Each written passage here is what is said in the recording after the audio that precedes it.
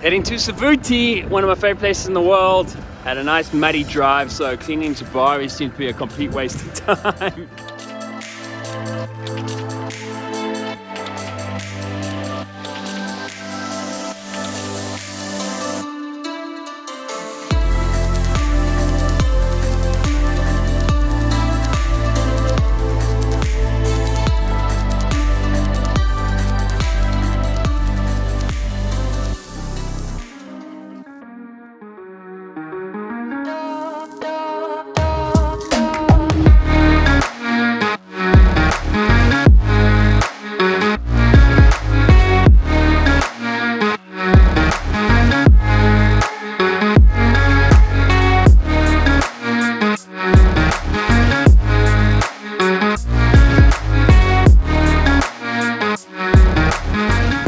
Gone from the mud in Maremi to the sand in Savuti, and Bianca's at the wheel, handling it like a champ so far. Hopefully we do no digging in the sand, because as the driver, Bianca would have to do the digging. Yeah, right. We're busy driving through the Savuti River currently. Obviously it's not a river that runs all the time. In fact, it hasn't run since 2012, but it's incredibly beautiful, and we're really enjoying it.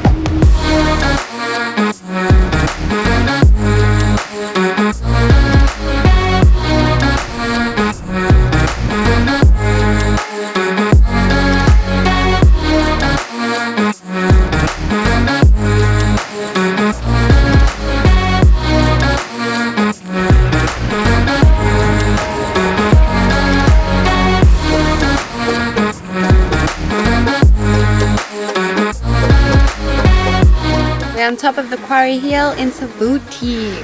Road is definitely not for the faint-hearted.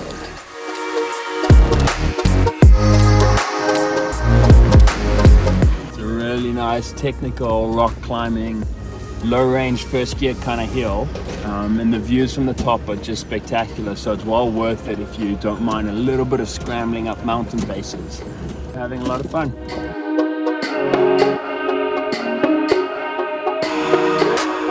So we're on the plains of the Savuti. The Savuti marsh is actually behind us in that direction. The plains are just incredible. And when I've been here in the past, it's always been very, very dry and arid. So to see it like this, just covered in grass, is just so beautiful.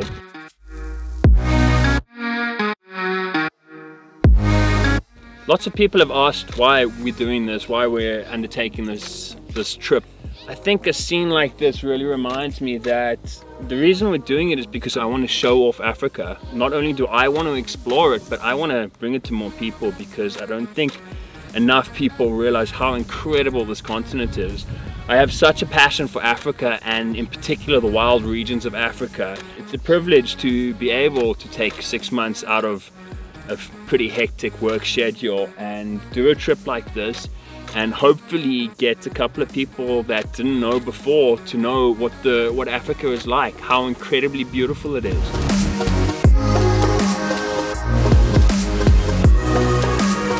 Is the road that way? Take it. Hashtag lost in Africa, eh? Yeah.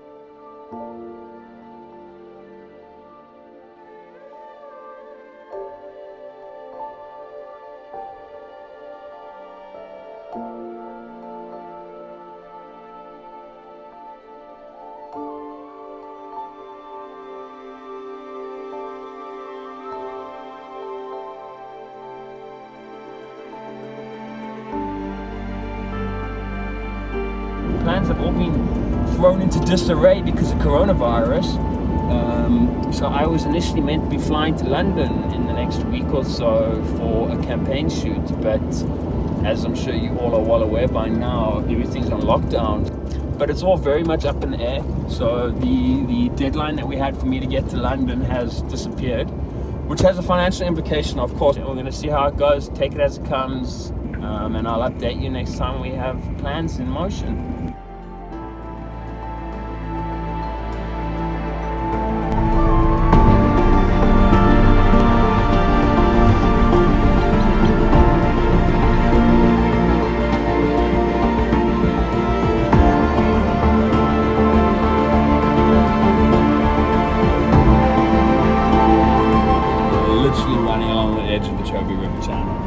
Quite special, and it looks like we're through, certainly for now.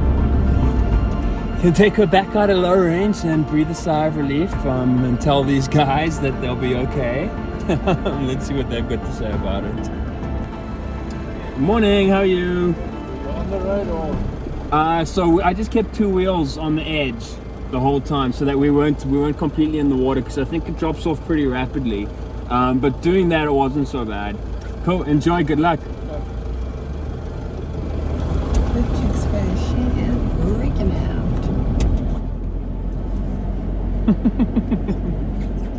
out. So maybe we've become a little bit too desensitized to the water situation in Botswana, because those people were definitely very nervous about this crossing, and we just kind of went in.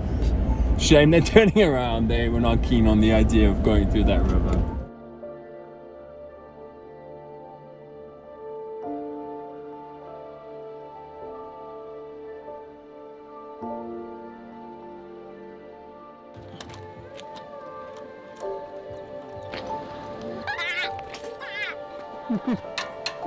B is clearly enjoying waiting for the brake pads to be done. How you feeling, B? Hot and bothered. At least there's warthogs behind you.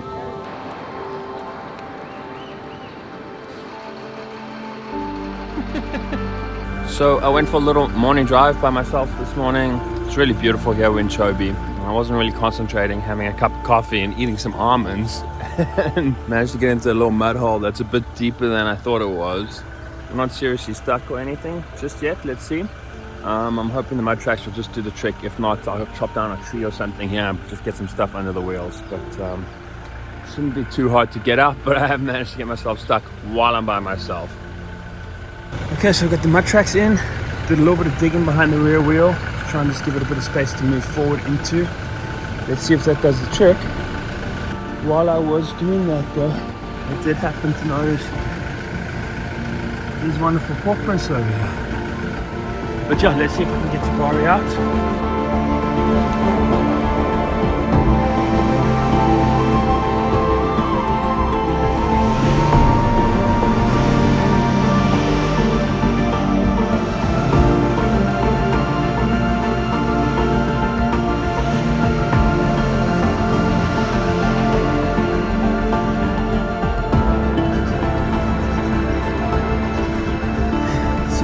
Tracks and a bit of digging did the trick again. How gross these things look now. They worked. So I found some more of those paw prints just a little bit further down the road, and I can pretty positively identify it as hyena. Two things: the claw is not retracting, and secondly, it looks like the rear foot is quite a lot smaller than the front foot, which you get in hyenas because they're so overdeveloped on the shoulder. Big hyena that though. That's a really large spotted hyena.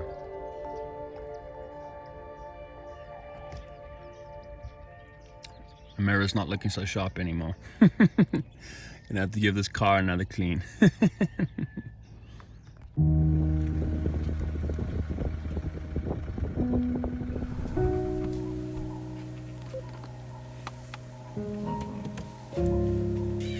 Hey B. Hey Timmy. What you doing? So this is inside the elephant hide at the lodge. It's really beautiful. Obviously I'm whispering because there's an elephant right there.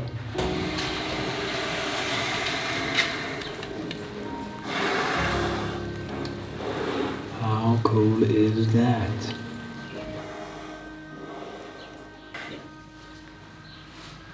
So we left Johannesburg with plans of doing a multi-country trans-Africa overlanding trip. We had just got out of Savuti when we got cell phone signal for the first time in a week, and we found out the extent of the spread of the virus. So we didn't really know what to do. We knew that continuing the trip indefinitely was no longer going to be an option. So we sat for a couple of days in Chobe, in Kasane actually, and tried to just assess the situation, see what the news was like, see if it was getting better or worse. We got very lucky. Shout out to Luke from the Old House. It's a restaurant and a B&B in Kasane. It's a great spot if you're ever in the area. He put us up in some accommodation for 5 days just so we can catch our breath. In those 5 days, nothing's got better. Last night, Cyril Ramaphosa, the president of South Africa, announced that South Africa's going to go into a complete shutdown. A nationwide lockdown for 21 days with effect from midnight on Thursday, the 26th of March. We've thought about it long and hard. We've weighed up various different options, left with very few choices now, and the one we're going to try and do is head to my very good friend Ewert's farm that's in Limpopo in the north of South Africa. We're hoping that by doing that we still have the advantages of being isolated, but we are in South Africa, and instead of being 2 days drive from home, we'll be 5 hours drive from home if necessary. We're in a better situation than most, even though the uncertainty is driving me mad. You know, we have water, we have food, we have large diesel tanks.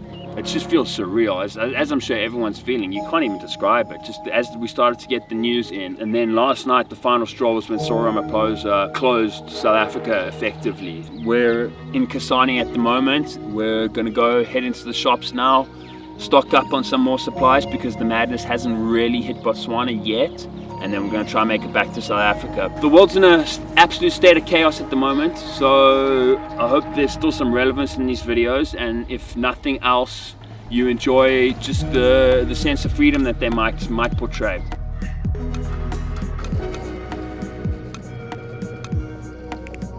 So we're at the Kazungula border, which is between Botswana and Zimbabwe. Emmerson Mnangagwa, the president of Zimbabwe, announced a travel ban yesterday. But since we're not coming from an affected country and we're heading straight through Zimbabwe to go home, we're hoping that it's not going to be a problem. Otherwise, we have a much longer journey via the south of Botswana in order to get back into South Africa. So holding thumbs this all works out.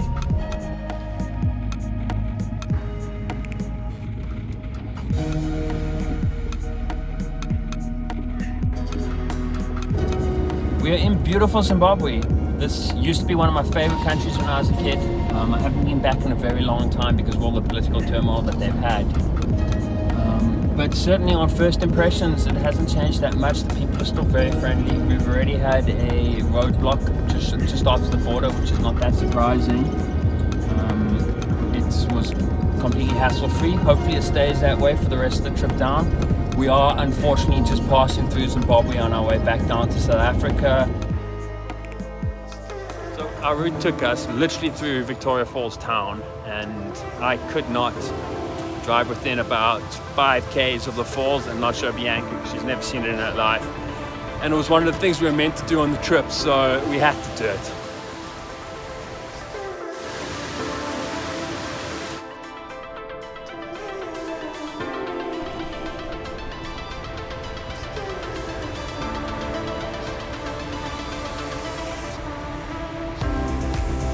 Get in here, B. We weren't sure if we're going to make it through here, but we're here, and I'm so happy that we made it because it's spectacular.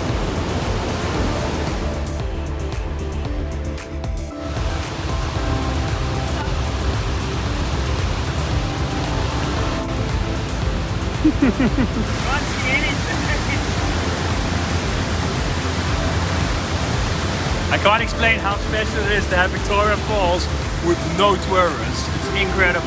I know it's because there's a pandemic going on, but it's still quite amazing.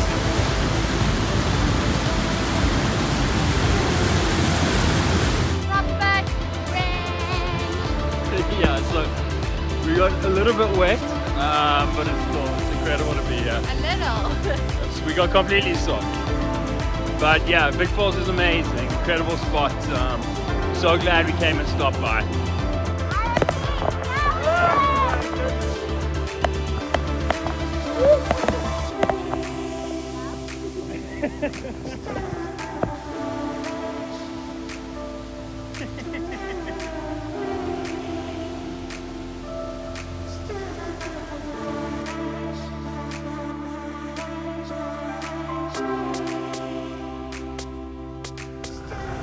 So we are at a toll gate in the middle of Zimbabwe, and we've run out of Zimbabwean currency, but it seems like one of the toll gate ladies is willing to take some pulla and a nice big profit in exchange for giving us enough currency to get through this toll gate and the next two before we get the bike bridge. Drive's going pretty well so far. Roads actually aren't as bad as I thought they were going to be. It's never ideal driving at night in Africa, but we don't have much choice right now. We didn't plan for Corona. So let's just get to bike bridge and let's get back into SA and do some quarantine and then hopefully get back on the road afterwards. So we've been at bike bridge for about 2.5 hours already, and we're still sitting in a very long queue, but technically we're on South African soil, so we made it across Zim in a day.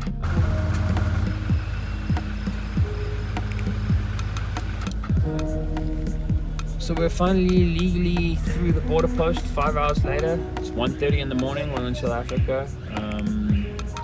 We left at 7 o'clock yesterday morning from Chobe, so it's been a bit of a long day, you could say. Border was mayhem. There's thousands of Zimbabweans coming into South Africa. I'm sitting at the Shell garage trying to fill up. Hopefully they have diesel because there was no diesel in Zim on the road.